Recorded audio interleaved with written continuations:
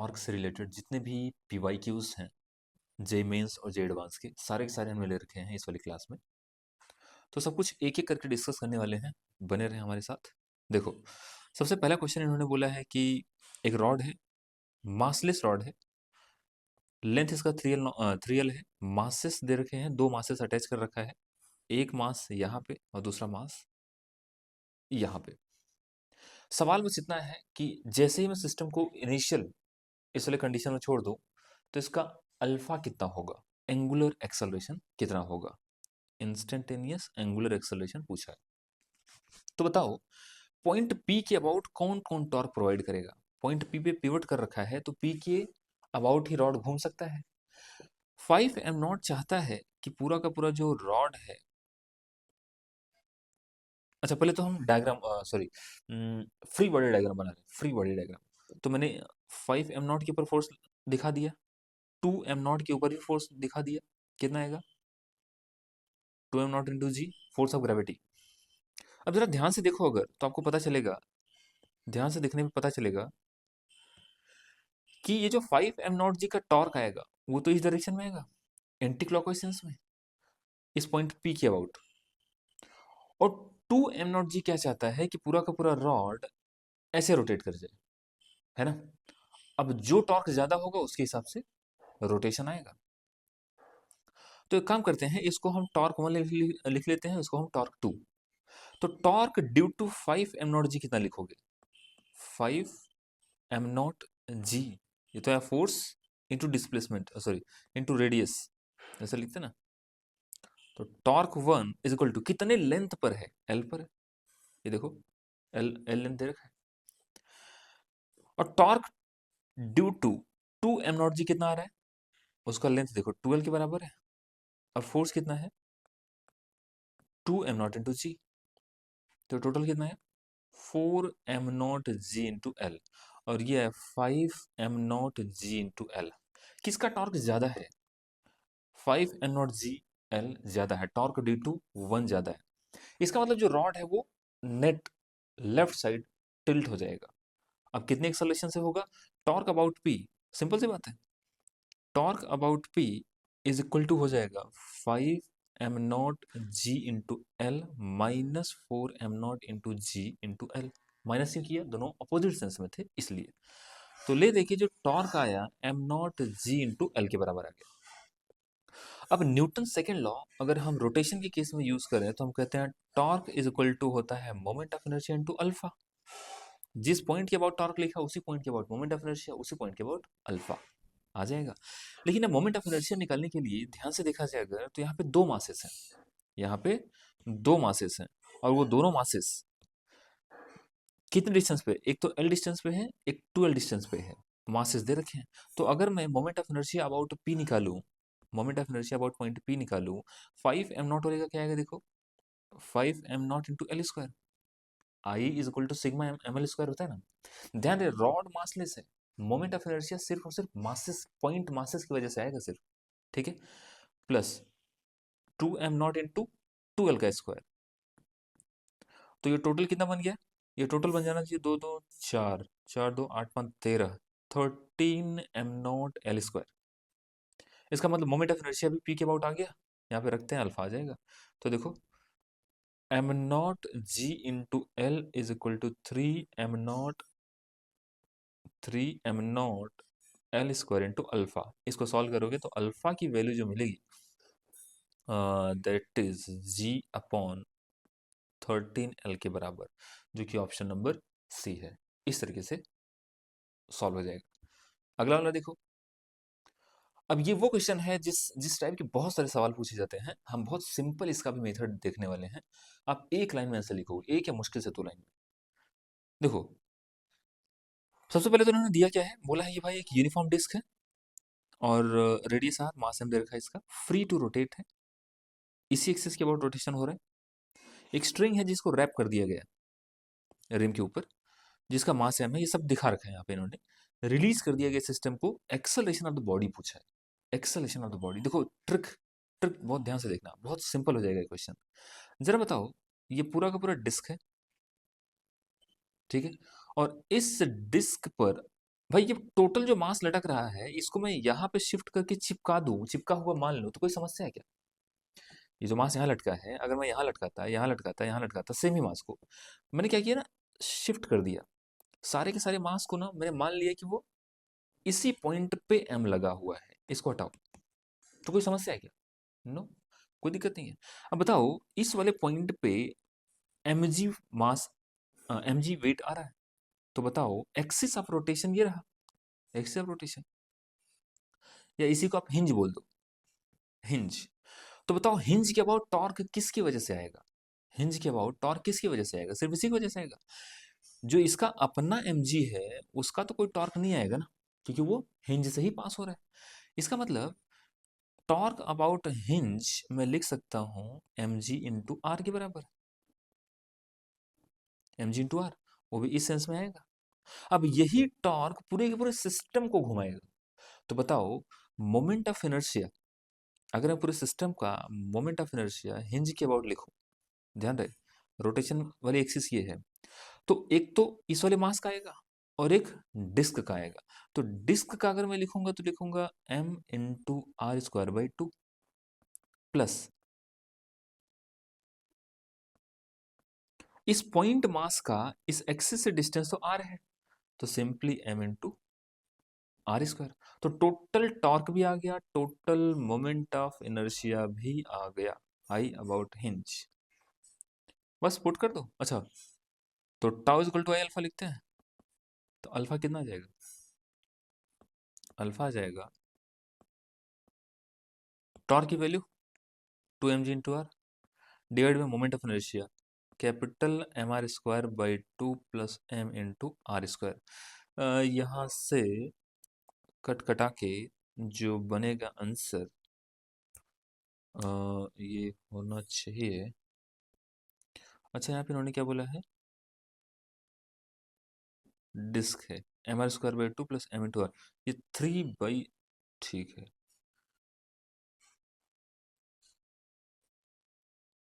ओहो हो, ये तो एम है ना, ठीक है, एम जी आर। तभी तो सोच रहा हूँ गड़बड़ कहाँ से हो रहा है। तो एलसीएम लेके आप इसको ऐसे लिख सकते हो, 2mg divide by M. Okay, acceleration पूछा है ना, तो पहले अल्फा निकालते हैं। तो अल्फा कितना हो जाएगा? एम प्लस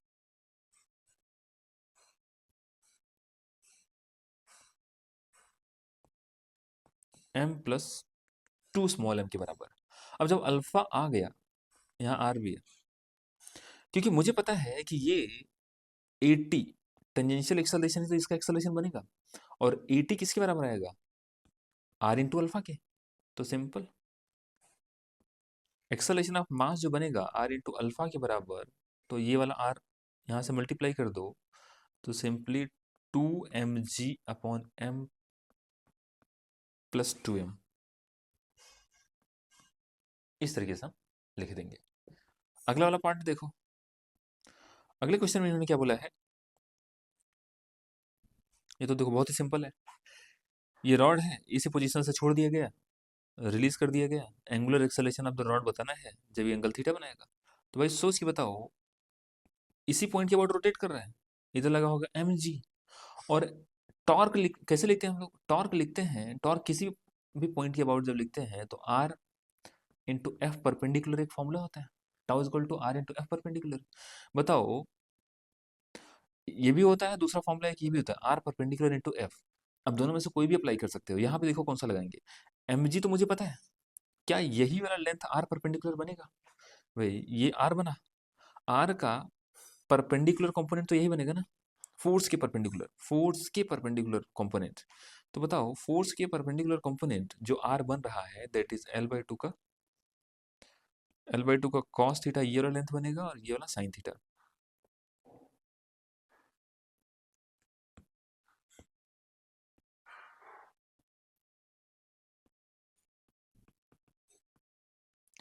तो इसको उठा के रख देते हैं, तो टॉर्क कितना हो जाएगा? टॉर्क बन जाएगा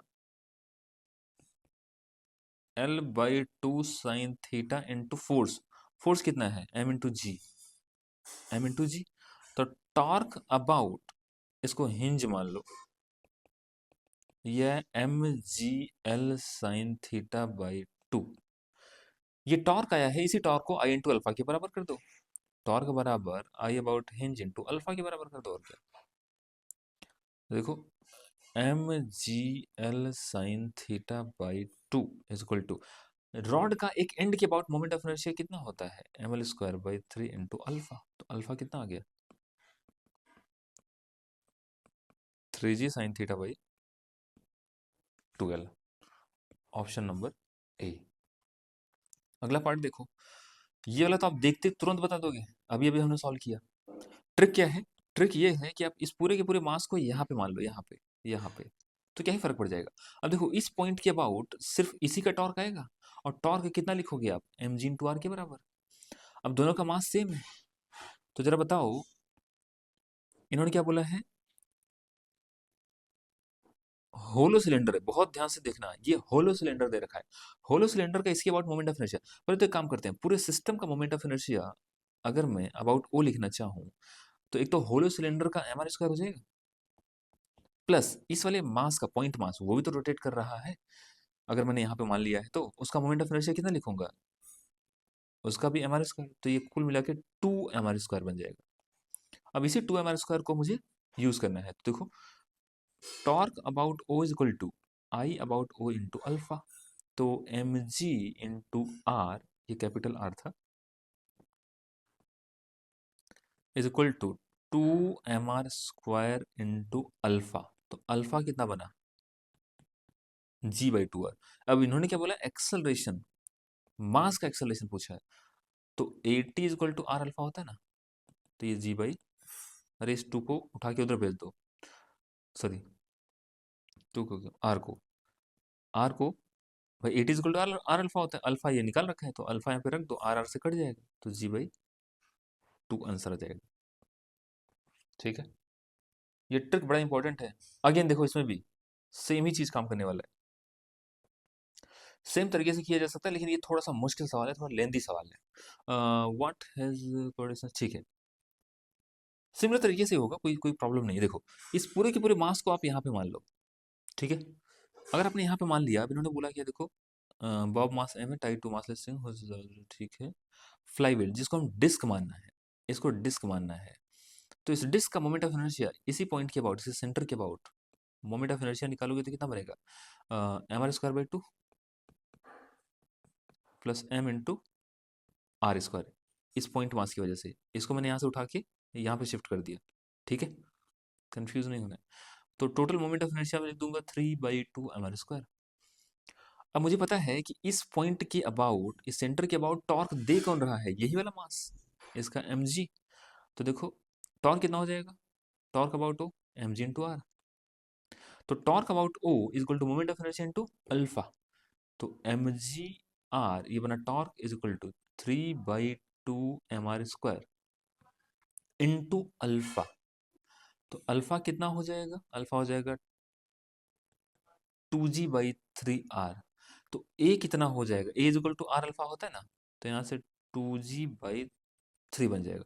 अब सवाल इन्होंने ये बोला है, जब ये छोटा वाला मास h डिस्टेंस चल लेगा, the speed of the wheel will be, wheel का स्पीड पूछा है।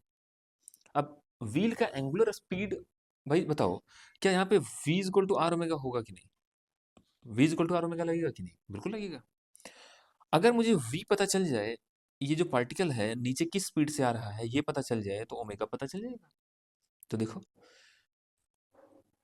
जब ये पार्टिकल h हाइट नीचे जाएगा कितने एक्सेलरेशन से, 2g/3, तो देखो यूजिंग थर्ड लॉ, हाँ sorry, using third equation of motion, v² is equal to u² plus, initial speed 0 था, u² plus 2 into A into S.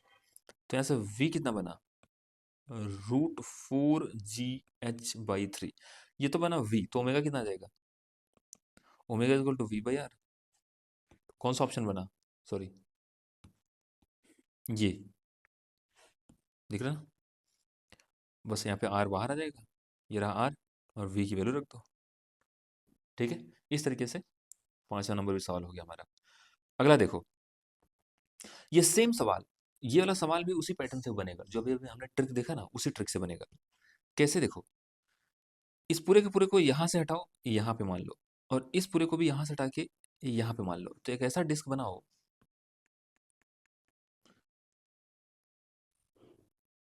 एक ऐसा डिस्क बनाया जिसपे यहाँ पे M1 अटैच्ड है और यहाँ पे M2 अटैच्ड है। इन्होंने बोला है कि M1 बड़ा है। अगर M1 बड़ा है, अच्छा पूछा क्या है कि जब ये जो M1 है, ये जब h हाइट नीचे चला जाएगा तब angular speed of the wheel पूछा है। जैसे जैसे पिछला लास्ट वाला सवाल किया ना पिछला, वैसे ये भी कर लेंगे, उसमें क्या है। तो देखो, ये बनेगा M1G और ये बनेगा M2G। तो इस पॉइंट के अबाउट टॉर्क दे कौन रहा है, डिस्क का अपना वेट तो देगा नहीं, सिर्फ ये और ये मिलके टॉर्क देंगे, और उसमें भी बड़ा ये है, तो ले देखिए इस डायरेक्शन में रोटेशन होगा, और नेट टॉर्क कितना बनेगा देखो, M1 G इंटू आर, इस वाले फोर्स की वजह से बना, और माइनस कर देंगे M2G इंटू आर। ये तो है टॉर्क अबाउट ओ, इस वाले पॉइंट को मैं ओ बोल रहा हूँ, ठीक है।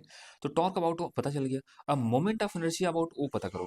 जैसे moment of inertia about O पता चला, काम हो जाएगा। देखो, tau is equal to I alpha करके। अब मोमेंट ऑफ इनर्शिया किसका इसका लिखेंगे, एक तो डिस्क है, यहाँ पे कुछ तो इन्होंने बोला होगा, मोमेंट ऑफ इनर्शिया दे ही रखा है इसका। तो डिस्क का मोमेंट ऑफ इनर्शिया, जो भी व्हील है उसका मोमेंट ऑफ इनर्शिया, M1 का, M1 यहाँ पे लगा है, M2 यहाँ पे लगा है, M1 का लिखोगे तो M1 इंटू आर स्क्वायर, और M2 का लिखोगे तो M2 इंटू आर स्क्वायर। तो total moment of inertia about O भी पता चल गया। अब जैसे ये दोनों क्वांटिटी पता चली, tau is equal to I into alpha लिखना है, तो alpha is equal to direct में लिख दो क्या, तो कितना बन जाएगा देखो, M1 minus M2 G into R divide by I plus R square M1 plus M2। कैसे किया, ये पूरी वैल्यू यहाँ पर रख दी है, ठीक है। तो अल्फा मुझे पता चल गया, और अल्फा मुझे पता चला, अगर पता चल गया तो हमें फिर AT is equal to are alpha करूंगा तो AT पता चल जाएगा, टेंजेंशियल एक्सेलरेशन, वो एक्सेलरेशन जिससे ये वाला पार्टिकल नीचे जाएगा। तो A equal to are alpha, इसको ऐसे रहने दो, अभी आर इंटू अल्फा की टर्म में रहने दो। अब मुझे पता है कि जब ये h हाइट नीचे आएगा तो जो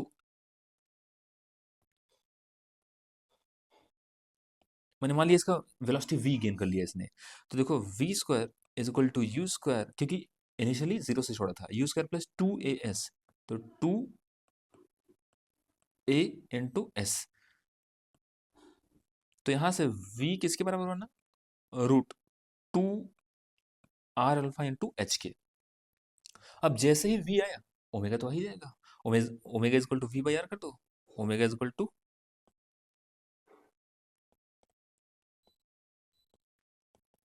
v बाई आर करना है। तो v कितना निकला, दिस। अब इसको रखोगे ना तो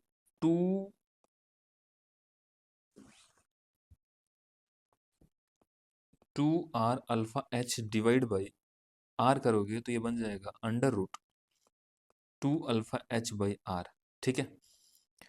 अब इसमें आप अल्फा की वैल्यू रख दो जो आपने यहाँ पे कैलकुलेट किया है।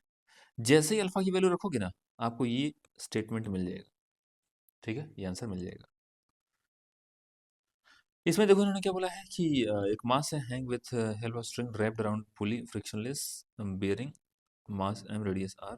भाई साहब ये देखते ही आप टिक कर दोगे, ये देखते ही टिक कर दोगे। जो हमने पिछला वाला, ये जितने भी सवाल अभी किए ना, दो तीन लास्ट के ट्रिक वाले, उन्हीं पर बेस्ड है ये। क्या बोला इन्होंने, स्ट्रिंग फ्रिक्शनलेस बेयरिंग, एक पुली है, यहाँ पे रस्सी लपेट दिया गया, रस्सी से लपेट के एक लटका दिया गया मास, ठीक है, इसके अबाउट रोटेट कर रहा है। ये एम मास है तो नीचे जा रहा है, तरीके से बना देता हूँ, डायग्राम बनाता हूँ, आप खुद कर लोगे। ये रहा पुली, पुली से एक पार्टिकल लटका दिया एम मास का, और पुली का मास भी एम ही है। Mass help of string pulley friction the pulley mass, ठीक है, radius the pulley has perfect uniform circular disc disc की तरह मानना है the acceleration of the mass, इस वाले का एक्सेलरेशन पूछा है। तो अभी अभी हमने देखा है कैसे निकालना है, tau is equal to I alpha कर दो, तुरंत आंसर आ जाएगा। ये क्या है, the magnitude of torque on a particle of mass 1 kg is this. बहुत ही सिंपल भाई साहब, इससे ज़्यादा सिंपल कुछ हो नहीं सकता था। देखो कैसे, tau is equal to I alpha लिखोगे, sorry, torque is equal to r F sine theta होता है ना, आर क्रॉस एफ, यहीं से एक फॉर्मूला निकल के आता है आर एफ साइन थीटा। अब टॉर्क का मैग्नीट्यूड कितना दिया है, 2.5 न्यूटन मीटर, 2.5 एसआई में है तो ऐसे रहने दो। आर कितना दिया है, आर कितना दिया है, 5 मीटर, खुद ही बोल रखा है 5 मीटर। एफ कितना दिया है, 1 न्यूटन इंटू साइन थीटा। जरा बताओ तो साइन थीटा यहाँ से क्या 2.5 डिवाइड बाई 5 हो जाएगा, मतलब 1/2, तो थीटा कितना आया, 30 डिग्री, और 30 डिग्री का मतलब क्या होता है, पाई/6। इसमें तो कुछ साइन कुछ था ही नहीं, बस फॉर्मूला याद होना था बस। ये भी देखो बहुत ही आसान था, बस थोड़ा सा विजुअलाइज करना था। जरा बताओ, इन्होंने बोला है एक फोर्स है 40 न्यूटन का, यहाँ पे एक फोर्स लग रहा है। अब इन्होंने बोला है कि डायग्राम दिखा रखा है, इस पॉइंट ओ के सॉरी इस वाले पॉइंट ए के अबाउट टॉर्क मैक्सिमम हो जाए तो ये थीटा क्या होना चाहिए। अब सोच के बताओ जरा, जब हम टॉर्क का फॉर्मूला लिखते थे आर एफ साइन थीटा, ये टॉर्क मैक्सिमम कब होगा, ये टॉर्क मैक्सिमम तब तब होगा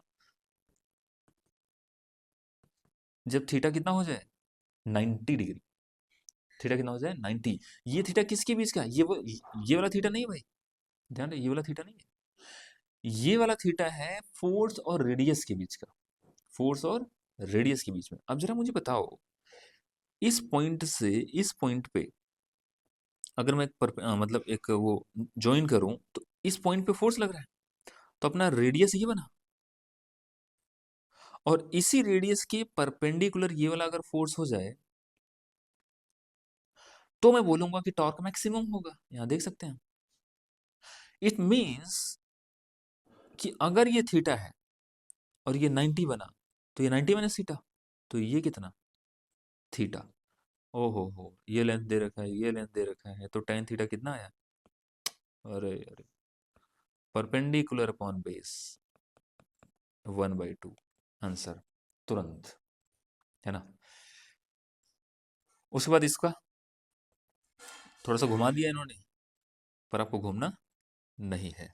हमें आज के हर एक क्वेश्चन में tau equal to I alpha ही लिखना है, tau equal to I alpha ही लिखना है, लेकिन अल्फा तो पता चले। अब इन्होंने बोला क्या है, बोला है कांस्टेंट टॉर्क लगाया जाता है।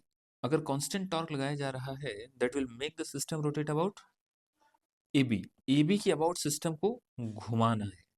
आपने गांव में देखा होगा, गर्मियों के टाइम में एक हम लोग पंखा यूज करते हैं अपने आप को हवा हवा करने के लिए, तो वही वाला स्ट्रक्चर बन रखा है यहाँ पे, है ना। इसका मतलब, अब पूछा क्या इन्होंने, बोला है the constant that will make, वही कांस्टेंट टॉर्क की वैल्यू ही इन्होंने पूछा है जिसके वजह से ये जो पंखा है, ये पंखा 25 रोटेशन पर सेकेंड पे पहुंच जाए मात्र 5 सेकेंड के अंदर। मतलब इसका लेना देना एक्सेलरेशन से तो है। अब एक्सेलरेशन से लेना देना है तो देखो, first equation of motion rotation वाला, omega final is equal to omega initial plus alpha into t, v is equal to u plus a t लगा रहा हूं मैं रोटेशन के केस में। कितने रोटेशन पर सेकंड पहुंच गया, 25 रोटेशन पर सेकंड। ध्यान रहे, 25 रोटेशन का मतलब होता है 2 पाई रेडियन पर सेकेंड। तो ओमेगा कितना आया, 25 इंटू 2 पाई, 50 पाई रेडियन पर सेकेंड। रेडियन पर सेकेंड में कन्वर्ट करना बहुत इंपॉर्टेंट हो जाता है, तो ये बन जाएगा 50 पाई रेडियन पर सेकेंड। ओमेगा इनिशियल 0 था, प्लस अल्फा इंटू 5। 5 क्यों, क्योंकि टाइम दे रखा है 5 सेकेंड में ऐसा होता है। यहां से मुझे ये पता चल जाएगा कि अपना एंगुलर एक्सेलरेशन कितना होगा, ये बना रेडियन पर सेकेंड स्क्वायर। तो यहां से मुझे ये पता चल गया कि अल्फा कितना है। अब मुझे बताओ, ये अल्फा आपको चाहिए तो कितना टॉर्क लगाना पड़ेगा, तो torque is equal to I alpha कर दो। हालांकि आई अल्फा करने के लिए अल्फा तो पता है, टॉर्क अगर सॉरी मोमेंट ऑफ इनर्शिया पता चल जाए तो काम हो जाएगा। अब मोमेंट ऑफ इनर्शिया निकालना, अपना टास्क बन गया यहाँ पे। तो इस एक्सिस के अबाउट इसका मोमेंट ऑफ इनर्शिया कैसे निकालें? तो इसके लिए पहले तो ये सोचो कि ये है क्या चीज़। इन्होंने बोला है कॉइन है, कॉइन एक मेटल का कॉइन, और कॉइन एक डिस्क की तरह होता है, कॉइन एक डिस्क की तरह होता है। तो इस एक्सिस के अबाउट निकालना है तो इस एक्सिस के अबाउट पता होना चाहिए। तो using parallel axis theorem, parallel axis theorem, अगर आप पैरेलल एक्सिस थ्योरम अप्लाई करोगे तो आप लिखोगे I about A B is equal to I C plus M into D square, D यहाँ पे आर के बराबर ही है। अब इस वाले पॉइंट के अबाउट, सॉरी इस वाले एक्सिस के अबाउट मोमेंट ऑफ इनर्शिया कितना होता है? अगर ये डिस्क है इसके अबाउट होता है M R square by two, इसके अबाउट सॉरी इस वाले पॉइंट के अबाउट होता है M R square by two, तो इसके अबाउट कितना होगा? M are square by four. तो आई सी कितना बना? M are square by four plus M into are square, तो ये टोटल बन जाएगा 5/4 एम आर स्क्वायर। अब हम जाके tau is equal to I alpha लगाएंगे, तो टाउ इजक्वल टू आई कितना था? 10 पाई। अल्फा कितना है? सॉरी उल्टा लिख दिया। आई कितना है? 5/4 एम आर स्क्वायर। अल्फा कितना है? 10 पाई रेडियन पर सेकेंड स्क्वायर। तो ये बनेगा 5/4। मास कितना दिया है? अब मास देखो 5 ग्राम। तो 5 ग्राम तो लिखोगे, लेकिन उसको केजी में कन्वर्ट करना है, तो 1000 से डिवाइड कर दो, ये केजी में बन जाएगा। और आर कितना दिया है? आर दिया है 1 सेंटीमीटर, मतलब 10⁻²मीटर। तो 10⁻²मीटर और उसका स्क्वायर करना है, आर का स्क्वायर करना है ना, इंटू 10 पाई। अब इसको जैसे ही सॉल्व करोगे ना, आपको ये ऑप्शन मिल जाएगा। आगे बढ़ते हैं। 11वें नंबर का क्वेश्चन है। इसमें उन्होंने क्या बोला है? ये पुली है, 2 मीटर देर का है। अब ये कुछ क्वेश्चंस ऐसे हैं जो थोड़े से मुश्किल थे, जैसे ये वाला सवाल भी थोड़ा सा मुश्किल था। क्यों मुश्किल था? क्योंकि यहाँ पर बहुत सारी चीज़ें एक साथ लग रही हैं। मतलब काइनेमेटिक भी लग रहा है, रोटेशनल वाला भी लग रहा है, टॉर्क, है ना? तो थोड़ा सा मुश्किल हो गया था ये। और ऐसे ये भी है थोड़ा सा मुश्किल, देखो कैसे। इन्होंने क्या बोला है कि एक वेरिएबल फोर्स लग रहा है 2 मीटर रेडियस के पुली के ऊपर। जैसे मान लो ये पुली है, ये रहा पुली, ठीक है। इस पुली के ऊपर यहाँ पर एक फोर्स लगाया गया एफ, मान लेते हैं इसी पॉइंट के अबाउट रोटेशन हो रहा है, और ये फोर्स वेरिएबल है 20t-5t² के बराबर। तो बताओ इस पॉइंट के अबाउट अगर मैं टॉर्क लिखूं इस वाले फोर्स का, तो मैं क्या लिख सकता हूँ? Torque is equal to R into F. और आर कितना दिया है? 2 मीटर। एफ कितना दिया है? 20t-5t²। तो यहाँ से मुझे ये पता चल गया कि ये बन जाएगा 20 40t-10t²। ये बन गया टॉर्क अबाउट ओ, इस वाले पॉइंट के अबाउट ओ के अबाउट टॉर्क मिल गया। अब इन्होंने बोला क्या है? The moment of inertia of the pulley in the, अच्छा मोमेंट ऑफ इनर्शिया दे रखा है इसके अबाउट ओ के अबाउट। फिर बोला है the number of rotation made by the pulley before its direction of motion reverse. देखो डायरेक्शन ऑफ मोशन रिवर्स होने का मतलब क्या होगा? भाई पुली रोटेट करना शुरू किया, पुली रोटेट करना शुरू किया, तो रोटेशन हो रहा है, डायरेक्शन कब चेंज करेगा? जब एक बार रुकेगा तब तो डायरेक्शन चेंज करेगा। तो हमें ये बोल रहे हैं ना कि जब ये before direction of motion reversed, ये कहना चाहते हैं कि जब पुली का रोटेशन जीरो हो जाएगा, जब उसका एंगुलर वेलोसिटी जीरो हो जाएगा, उसी टाइम पर, उस टाइम तक नंबर ऑफ रोटेशंस कितना बनेगा? अब देखो कैसे सॉल्व करेंगे। हम पहले तो ये पता करने की कोशिश करते हैं कि omega as function of time कैसे चेंज हो रहा है, फिर ओमेगा को जीरो रख देंगे। तो देखो tau is equal to I into alpha होता है, आई इंटू अल्फा, ये टॉर्क था ना, I about O into alpha. और आई कितना दिया है? 10। तो ये कितना बना? 10 इंटू अल्फा। तो यहाँ से जो अल्फा बना वो 40 - t² बन गया। अरे ये 10 जाके डिवाइड हो जाएगा ना दोनों जगह। तो अल्फा मुझे पता चल गया कि ये टाइम का फंक्शन है, और अल्फा किसके बराबर होता है? D omega by D T. अब इसको आप इंटीग्रेट वगैरह करोगे, D omega is equal to बन जाएगा 40 - t² इंटू डी टी। अब इसमें लिमिट भी हमें रखना होगा। लिमिट कैसे क्या रखेंगे भाई? इनिशियली रोटेशन नहीं था, फाइनल रोटेशन भी जीरो होना ही है, इसने बोल रखा है। जीरो से जीरो पे जा रहा है, तो आप चाहो तो, या आप चाहो तो एक चीज़ ये भी कर सकते हो कि पहले हम जनरल फंक्शन निकाल लेते हैं।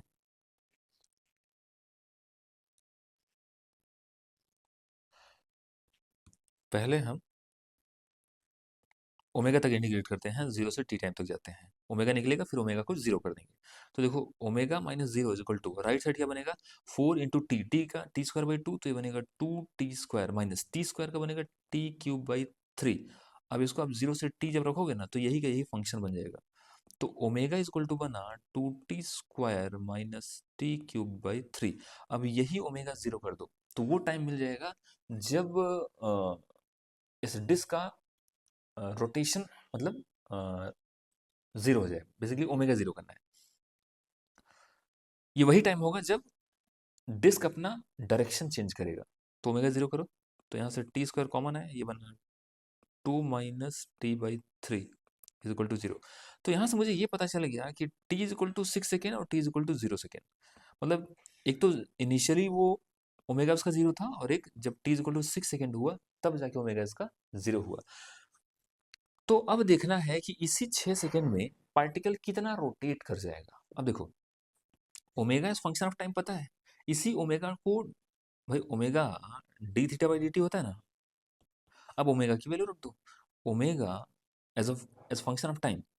तो अब लिखोगे 2t² minus t/3 is equal to d θ/dt। अब इस dt को उस साइड लेकर जाओ, तो ये बन जाएगा d θ is equal to integration 2t minus t/3 into dt। इधर भी इंटीग्रेशन, इधर जीरो से कितने सेकंड तक, कितने सेकंड तक, 6 सेकंड तक, क्योंकि 6 सेकंड पे ही रुका हुआ है। तो यहाँ पे आ जाएगा delta theta is equal to, अब इसको करोगे तो ये बनेगा t² और ये बनेगा t²/3, तो ये बनेगा t²/6। आप करके देख लेना, 0 से 6 रखना है इसमें, तो ये बनेगा 6 6 36, 36 माइनस 6² बाई 6, तो ये बन गया 30। डेल्टा थीटा है 30, ध्यान रहे ये रेडियन में है, ये रोटेशन में नहीं है, ये रेडियन में है। तो डेल्टा थीटा को 2 पाई से अगर डिवाइड कर दोगे तो नंबर ऑफ रोटेशंस आ जाएगा, तो ये 30/2 पाई। अब 30 डिवाइड बाई, तो ये 15 बटा, ये 15/3.14 आएगा। अब देखो 3 5, मतलब देखा जाए तो अगर ये 3 रहा होता तो 5 टाइम जाता, लेकिन 5 से तो छोटा आ रहा है थोड़ा सा, 5 से तो थोड़ा सा छोटा ही आ रहा है। जबकि यहाँ पे हमने कुछ गड़बड़ तो नहीं किया है। t³ बाई 3 है, 1 मिनट, ये t³ बाई 3 है, तो t⁻4/12 बनेगा, t⁻4/12 बनेगा। तो यहाँ पे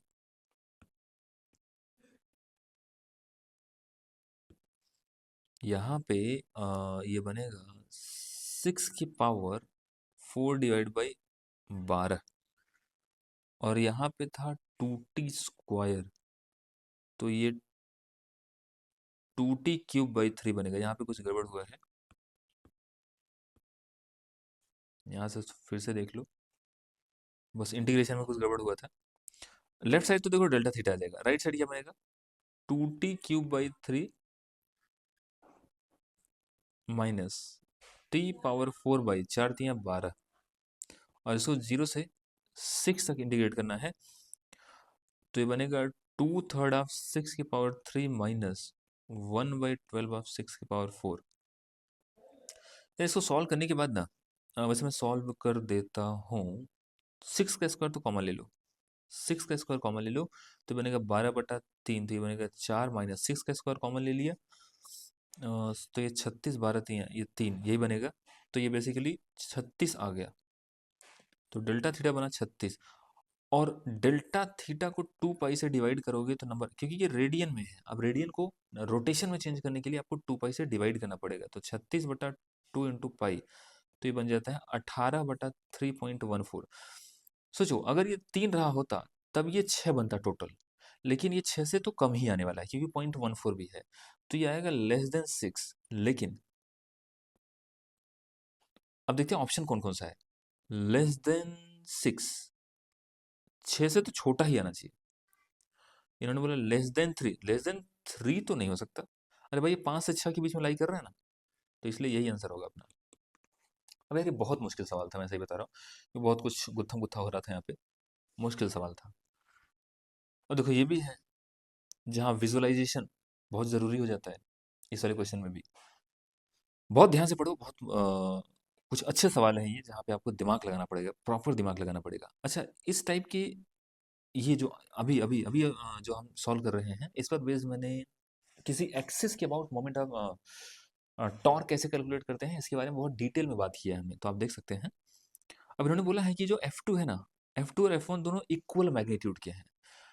तो बताओ, अगर मैं इस वाले फोर्स का इस वाले F का कंपोनेंट करता तो ये बनता F cos 30, और ये कितना बनता F sin 30। मतलब ये बनेगा F/2 और ये बनेगा F√3/2। एक काम करते हैं, गंदा नहीं करते हैं इसको, इतना तो पता चल गया कि F√3/2 इधर वाला है। ठीक है, ये बना है F√3/2, और ये कितना बनेगा F/2, और एक फोर्स इधर है। अब बहुत ध्यान से देखो, सबसे पहले हम ये देखते हैं कि इस एक्सिस के अबाउट कोई टॉर्क आ रहा है क्या। जरा बताओ, ये F/2,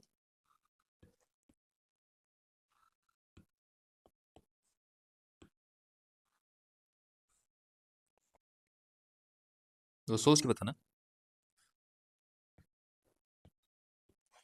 ये जो F/2 है और ये जो F√3/2 है, ये दोनों ही XY प्लेन में लग रहे हैं। अगर इसी प्लेन में लग रहे हैं तो इनका टॉर्क एक्स एक्सिस के अबाउट आ सकता है क्या? कभी नहीं आ सकता। इसका मतलब इस फोर्स का एक्स में कोई कंट्रीब्यूशन नहीं आएगा। फिर देखते हैं F1 का कोई कंट्रीब्यूशन आता है क्या। अब F1 लग कहाँ रहा है, ये इन्होंने बोल रखा है कि F1 2,3 पे लग रहा है। 2,3 का मतलब ये हुआ कि इधर आप 2 जाओगे और इधर आप 3, तो ये 3 है, ये 2 है। अब सोचो, इस वाले एक्सिस के अबाउट ये वाला फोर्स चाहता है कि बॉडी इस एक्सिस के अबाउट घूम जाए। F1 फोर्स का टॉर्क लिखना होगा तो 3 × F1 लिखोगे ना, और ये रोटेशन का सेंस कैसा आ रहा है, एंटी क्लॉकवाइज। देखो, ऐसा लग रहा है ऐसा लग रहा है कि ये फोर्स चाहता है कि पूरा का पूरा सिस्टम ऐसे घूम जाए एक्स एक्सिस के अबाउट, और ये डिस्टेंस था 3। तो आई कैप वाला कंपोनेंट कितना बनेगा, एक्स एक्सिस के अलाउंग जो एक्स एक्सिस के अलाउंग कंपोनेंट आएगा वो F×3 के बराबर आएगा, और ये प्लस आई कैप में आएगा। तो 3 तो दिख रहा है, ठीक है। अब हम y के अबाउट देखते हैं, z के अबाउट। देखो z के तो पैरेलल ही F1 है, तो F1 का कोई कंट्रीब्यूशन z के अलाउंग नहीं आएगा। फिर हम देखते हैं कि F√3/2 तो z वाली एक्सिस से ही पास कर रहा है, तो इसका भी कोई कंट्रीब्यूशन नहीं आएगा। लेकिन ये जो F/2 है ना, ये चाहेगा, देखो ध्यान से देखो, F/2 इधर लग रहा है और ये रहा एक्सिस, z एक्सिस। F/2 चाहता है कि पूरा का पूरा सिस्टम इसके अबाउट घूम जाए। इसका मतलब F/2 वाला जो कंपोनेंट है, इसका टॉर्क आएगा z के अबाउट। तो z एक्सिस के अबाउट टॉर्क कितना आएगा, F/2 कितने डिस्टेंस पे लग रहा है, 6 मीटर पे। तो F/2 6 मीटर पे लग रहा है, और वो भी प्लस के कैप में आ रहा है, तो 3F के कैप में। हाँ, ये भी आ रहा है, ये भी आ रहा है, ठीक है। अब ऐसा कोई ऑप्शन है क्या, 3F? अच्छा, अब मुझे आगे वाले कंपोनेंट भी देखने होंगे। आगे वाले कंपोनेंट देखने, तो देखो कैसे देखेंगे। हम वाई एक्सिस के अबाउट देखते हैं, जरा बताओ, वाई एक्सिस के अबाउट अगर देखोगे तो भाई F/2 तो वाई एक्सिस को कट कर रहा है, और F√3/2 वाई एक्सिस की पर ही लाई कर रहा है, उनका तो आएगा नहीं। ये वाला जो फोर्स है, क्या इसका कोई कंपोनेंट आएगा क्या, बिल्कुल आएगा। ये चाहता है कि वाई एक्सिस के अबाउट सिस्टम ऐसे मूव कर जाए। ये देखो, ये डिस्टेंस रहा, ऐसे तो घुमाना चाहेगा। तो अगर ऐसा वाला घुमाने का सेंस आ रहा है, सामने से देखोगे, अगर इस साइड से आप देखोगे तो ये ऐसा ऐसा घूमेगा, ऐसा ऐसा। तो क्लॉकवाइज मतलब नेगेटिव नेगेटिव वाले डायरेक्शन में आएगा। अब नेगेटिव डायरेक्शन में यही आ रहा है, और कितना आएगा, F/, ये लेंथ कितना था, ये लेंथ था 2 मीटर, और ये फोर्स था F, तो 2 × F। तो यही बन जाएगा। अब यार ये बहुत मुश्किल सवाल था, मैं सही बता रहा हूँ। मुश्किल इस तरीके से क्योंकि विजुलाइज होना बहुत मुश्किल था आपको। ठीक है, अगला सवाल देखते हैं। ये तो बहुत ही सिंपल सा सवाल है, जिसमें इन्होंने क्या बोला है, एक डिस्क है, ये डिस्क घूम रहा है ओमेगा से, इसके ऊपर एक पार्टिकल रखा है, 3.5 रेवोल्यूशन पर सेकेंड। इन्होंने बोला disk symmetry horizontal axis steady rate इतना रेवोल्यूशन पर सेकेंड। ये डिस्क का जो रोटेशन है ना वो दे रखा है इन्होंने, कितना, 3.5 रेवोल्यूशन पर सेकेंड। अब रेवोल्यूशन देखो, 3.5 इंटू 2 पाई रेडियन पर सेकेंड में आएगा ये ओमेगा।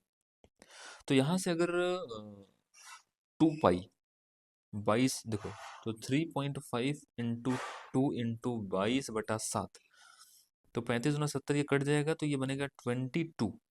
ये कितना बन जाएगा, 22 रेडियन पर सेकेंड। ये जो दिया है इसका मतलब होगा 22 रेडियन पर सेकेंड, ये करना जरूरी है। ठीक है, तो ओमेगा मुझे पता चल गया कि 22 रेडियन पर सेकेंड है। अब इन्होंने क्या बोला कि 1.25 सेंटीमीटर के डिस्टेंस पर एक पार्टिकल रखा है, एक कॉइन प्लेस कर दिया गया है, coefficient of friction between the coin and the disk. जरा बताओ, क्या ये जो कॉइन है, कॉइन भी सर्कुलर मोशन कर रहा है कि नहीं? तो इसको रिक्वायर्ड जो सेंट्रीपिटल फोर्स है, क्या फ्रिक्शन ही दे रहा होगा? तो और इसी फोर्स की वजह से इसके पास एसी आएगा, कॉइन के पास। कॉइन भी तो सर्कुलर मोशन कर रहा है इस आर रेडियस में। तो मैं लिखूंगा एफ बराबर एम इंटू ए सी कॉइन के लिए। तो एफ बराबर बन जाएगा एम इंटू ए सी, कितना है, आर ओमेगा स्क्वायर। और एफ किसके बराबर होता है, मैक्सिमम की अगर मैं बात करूं, म्यू इंटू नॉर्मल। तो mu M G is equal to M into R into omega square.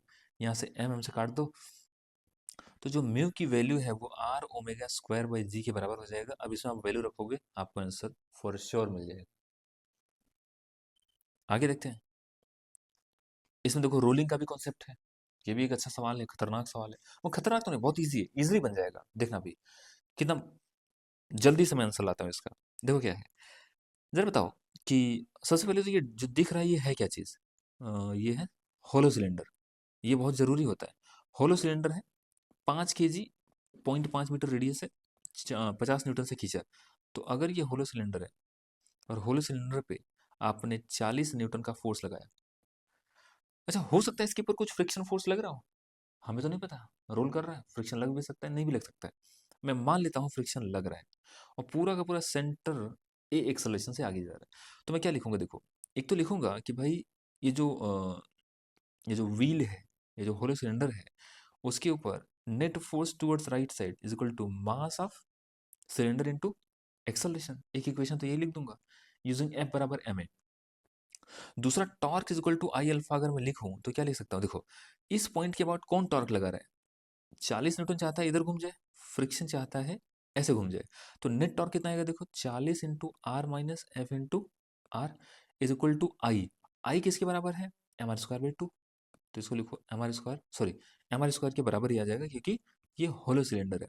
तो m are square into alpha, और अल्फा को ए बाई आर लिखा जा सकता है। A is equal to are alpha होता है ना। आप कहोगे सर क्यों, क्योंकि इन्होंने बोला है कि रोल कर रहा है, ऐसा इन्होंने कहीं रोलिंग बोल रखा है। अगर रोलिंग है तो मैं ए इक्वल टू आर अल्फा लिख सकता हूँ। तो यहाँ से अगर ध्यान से देखोगे तो ये आर एक आर से कट जाएगा, ये भी से कट जाएगा, तो ये बनेगा 40 माइनस एफ बराबर एम इंटू ए। इक्वेशन नंबर 2, 1 और 2 को ऐड कर दो तो आपको पता चलेगा कि 80 बराबर बन जाएगा 2ma। तो a बराबर कितना हो जाएगा, 80/2 इंटू मास कितना था, मास था 5, तो 5×10। इसमें हमने कुछ गड़बड़ किया है क्या, 40 5, अच्छा पूछा क्या है, एंगुलर एक्सेलरेशन पूछा, ओहो हो, एंगुलर एक्सेलरेशन पूछा है। तो एक्सेलरेशन तो आ गया 8 मीटर पर सेकेंड स्क्वायर। तो अल्फा कितना आएगा, alpha is equal to A by R, A by 0.5, यहाँ से 16 रेडियन पर सेकेंड स्क्वायर आ जाना चाहिए। ठीक है, आगे बढ़ते हैं।